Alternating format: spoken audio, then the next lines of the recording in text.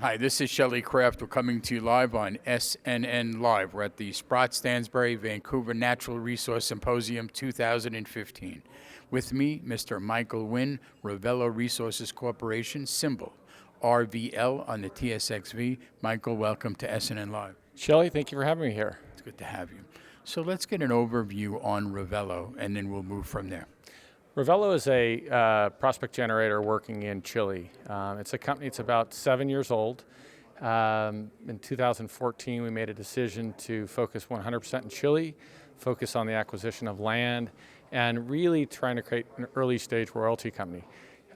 We completed a financing in 2014, about $5.5 million. And since that time, we've completed 3 acquisitions and 1 more financing.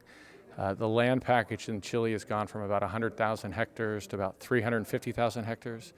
We've got 19 projects, 3 projects under joint venture with Newmont, BHP, and Kinross.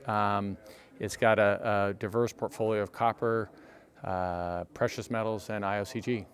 Sounds like you guys have been busy in Chile. Yeah, really, we made a decision in 2014 to just focus on Chile. I'd like to think we had some insight that the market was going to get bad, but I didn't realize it would get as bad as it is.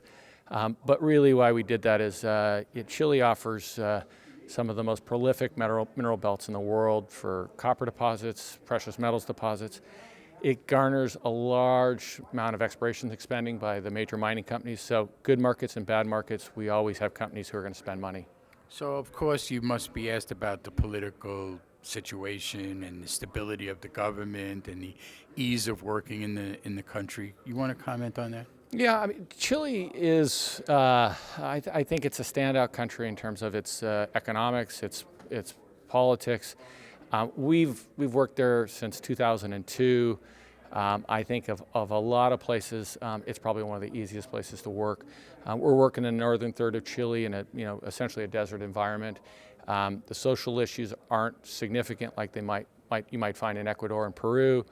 Copper is such a big component of the economy in Chile that you get good support across the board for copper exploration or mining in general.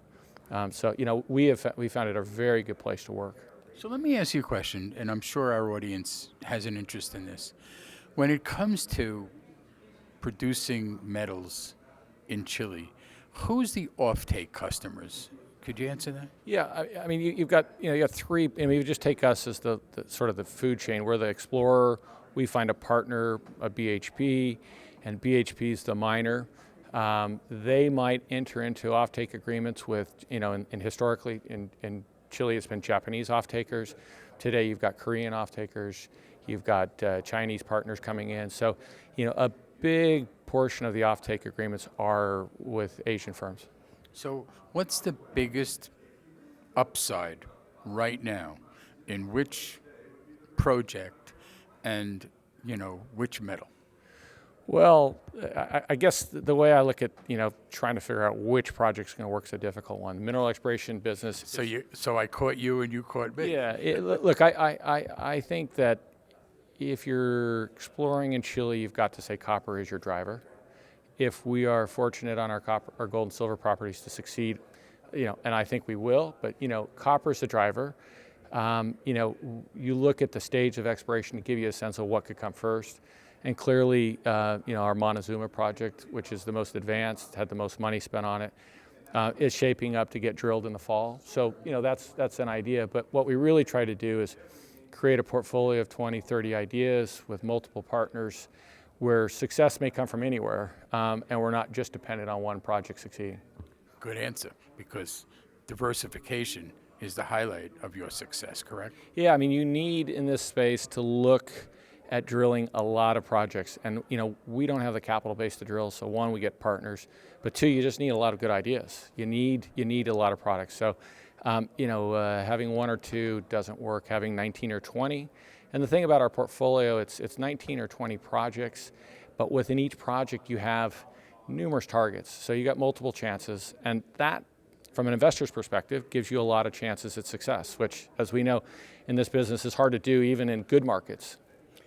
Now, this is maybe a tough question because I almost want to take the price of commodities out of the equation for a minute and look at 2016, what do you think is the upside for the company?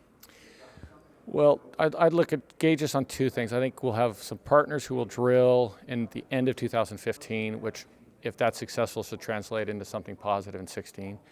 I think if we're successful at securing 2 or 3 more partners, that sort of feeds onto itself in 16. If this market continues the way it is, I think we'll see our portfolio grow in a way that's, maybe not any larger than it is today, but the quality of the portfolio will be better. All right, Michael, let's get your website out there for our viewer audience. Yeah, Revelo Resources. We trade on the RVL.V on the TSX.